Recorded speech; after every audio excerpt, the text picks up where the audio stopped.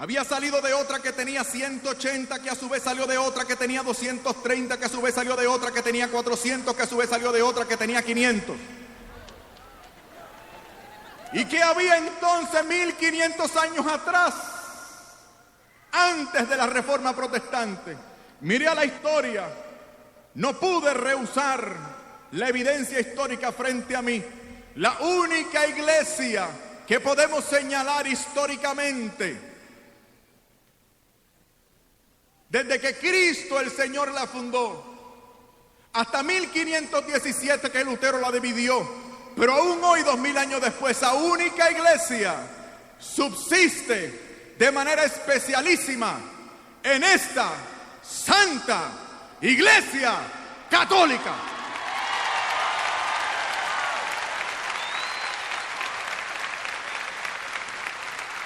Una sola y única iglesia. Dije, este problema lo tengo que solucionar. Miren, para ejemplificarles a ustedes. En el hospital sirvo a una señora, había tenido un parto difícil. Tuvo que quedar recluida por algunos días más. Días que yo aproveché para evangelizarla, convencerla, convertirla. Le dije, hermana, ¿está lista? Ya usted se puede bautizar. Yo le voy a bautizar y después de esto le voy a referir a la iglesia de un compañero mío cerca de su casa. Y ella me dijo, aquí tenemos un problema, pastor. Yo no puedo bautizarme. Y le dije, ¿por qué no? Y ella me dijo, porque ya yo fui bautizada. Y le dije, qué bueno, ¿cuándo? Y me dijo, fui bautizada a los 6 meses de edad. Y le dije, hermana, ese bautismo no es válido, tiene que ser ahora de adulta. Y ella me dijo, pastor, usted tiene un problema, porque a mí me bautizaron a los 6 meses en una iglesia luterana evangélica más antigua que su iglesia, fundada por el doctor Martín Lutero, que inicia la Reforma Protestante a la cual usted pertenece. Y en mi iglesia evangélica bautizan los bebés. Yo fui bautizada, no puedo bautizarme de nuevo, sería un pecado. Porque dice Efesios capítulo 4, versículo 4, que nosotros debemos perseverar en un solo bautismo. Y me citó además el Evangelio. El Señor dice, dejen a los niños venir a mí y no se lo impidan, porque de ellos es el reino de los cielos. Me citó Hechos 16:31. Cree en el Señor Jesucristo y serás salvo tú y tu casa. Y me dijo, ahí está la promesa de Dios para mí. Mis padres creyeron y la fe se aplica a mí y la gracia por el bautismo que me salva. Le dije, ¿cómo que el bautismo salva? Y me dijo, ¿no lo ha visto usted en la Biblia? Primera de Pedro capítulo 3 versículo 21 dice, el bautismo ahora os salva.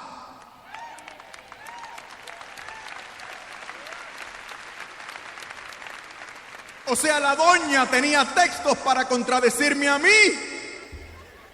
Claro, yo tenía los míos también, no se crean. Pero era su palabra contra la mía. Una vez más me di cuenta de que la sola Biblia no solo no aparece en la Biblia, sino que no era suficiente para mantener esa unidad querida por Cristo. Se me ocurrió que todo esto lo podía solucionar estudiando mucho. Hay gente que se cree que yo he estudiado mucho porque soy inteligente. No. Yo estudié mucho porque no quería hacerme católico.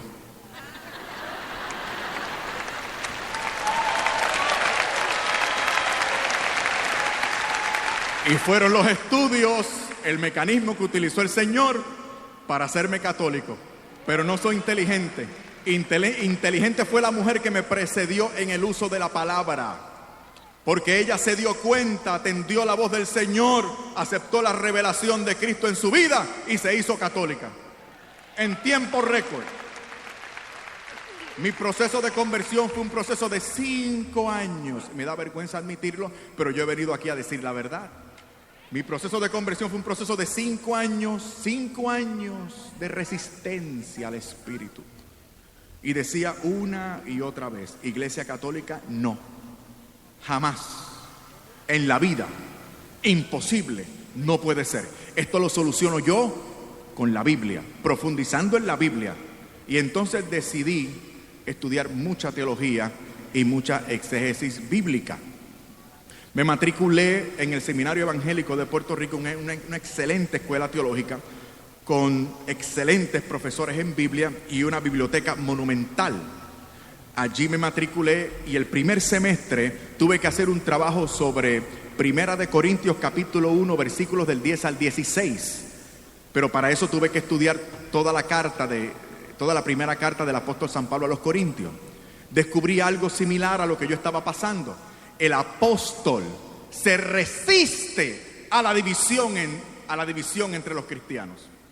El apóstol dice, ¿cómo es posible en Primera de Corintios? ¿Cómo es posible que ustedes digan tener el Espíritu Santo y sin embargo estén tan divididos?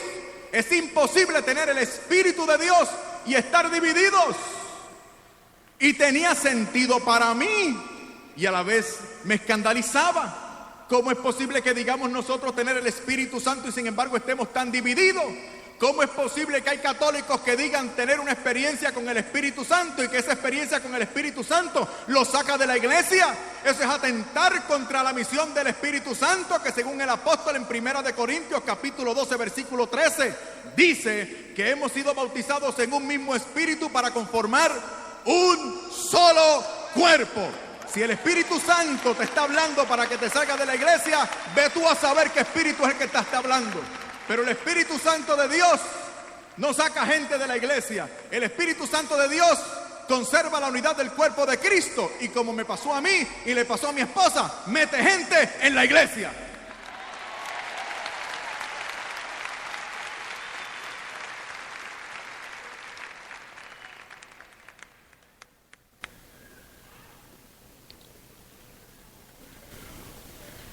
Mucho estudio bíblico, mucha teología.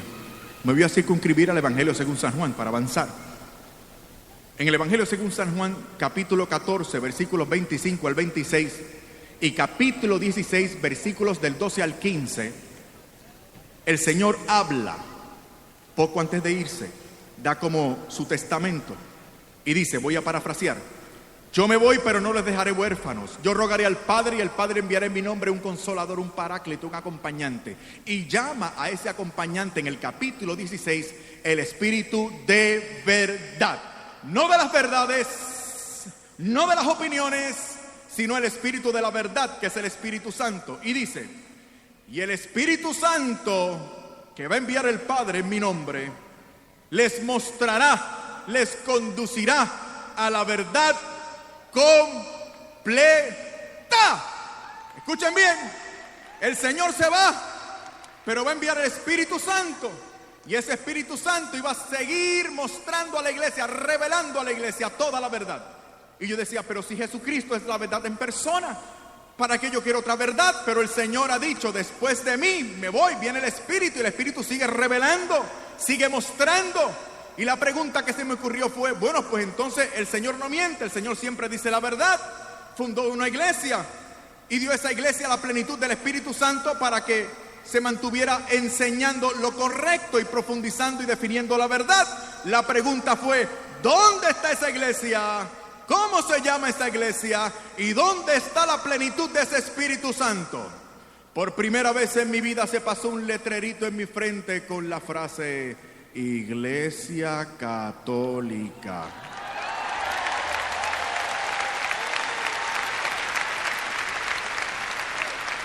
Y yo reaccioné como un buen evangélico.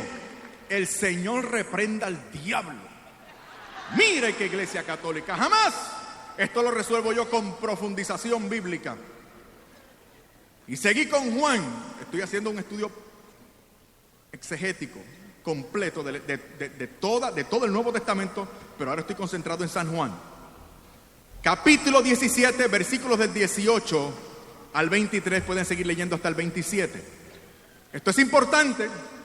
Según los expertos en la Biblia, estamos hablando de uno de los versículos más importantes de toda la Escritura. El Señor habla con el Padre. Escuchen bien, estamos hablando de una conversación dentro del ser de Dios. Si tú quieres saber lo que el Señor ha fijado en su potestad, en su voluntad, los designios del corazón de Dios acerca de la iglesia, tú tienes que leer estos versículos. O sea, aquí estamos hablando de una conversación dentro de las entretelas de Dios. La segunda persona de la Santísima Trinidad habla con la primera persona de la Santísima Trinidad. Esto es importante. Y dice el Señor Jesús al Padre: no ruego solo por estos, es decir, por sus discípulos, sino por los que creerán por la palabra de estos. ¿Quiénes somos los que vamos a creer por la palabra de los apóstoles? Está hablando de nosotros ahora. Para que todos sean 36,000. Perdón, me equivoqué, perdón. 36,000 era lo que había en aquel momento, 36,000 iglesias. El Señor dice: para que todos sean uno, como tú, escuchen bien por favor, como tú, Padre, en mí y yo en ti, que ellos sean perfectamente uno. Escuchen el adverbio: perfectamente uno en nosotros. Alguno dirá: pero el Señor está hablando de una unidad que no se ve. Entonces los protestantes tienen razón. La iglesia es invisible. Yo quería que la iglesia fuera invisible, me convenía. Seguro, todos cabemos. Sigamos con el pasaje. Como tú, Padre, en mí y yo en ti, que ellos sean perfectamente uno, para que el mundo crea que tú me has enviado.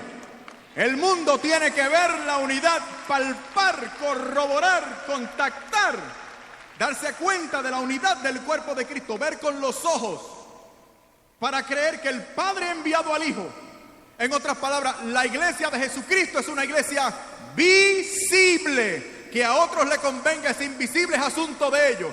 Pero la iglesia establecida por Cristo hace 2000 años atrás, que necesariamente ha tenido que ser la misma hasta hoy, 2000 años después, es una iglesia visible.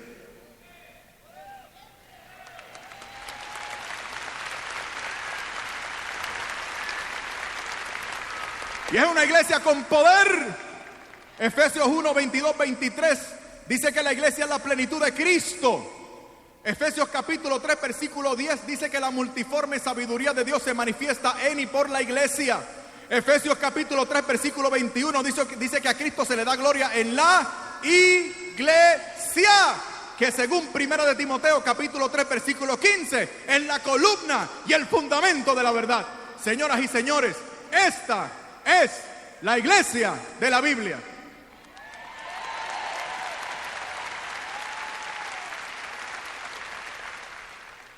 Bendito sea el Señor.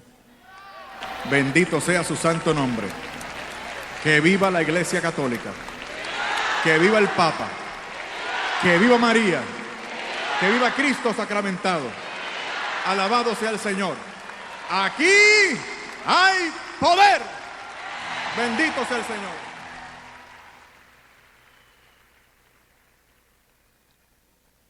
¿Y cómo es esa unidad del Espíritu? Efesios capítulo 4, versículos del 1 en adelante, el apóstol exhorta: os conjuro a que permanezcan solícitos en la unidad del Espíritu. ¿Y cómo es esa unidad del Espíritu? Recuerdan, la unidad del Espíritu, importante para el apóstol en 1 de Corintios 12, 13. Dice el apóstol que esa unidad en el Espíritu consiste en un solo cuerpo, una sola fe, un solo bautismo, en un mismo espíritu.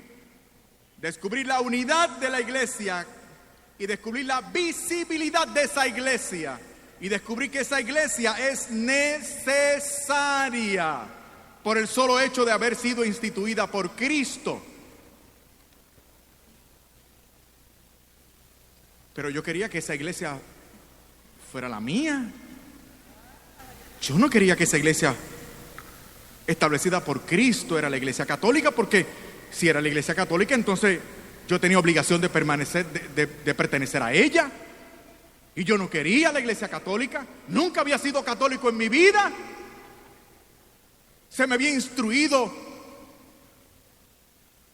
sobre cosas nefastas de la Iglesia Católica,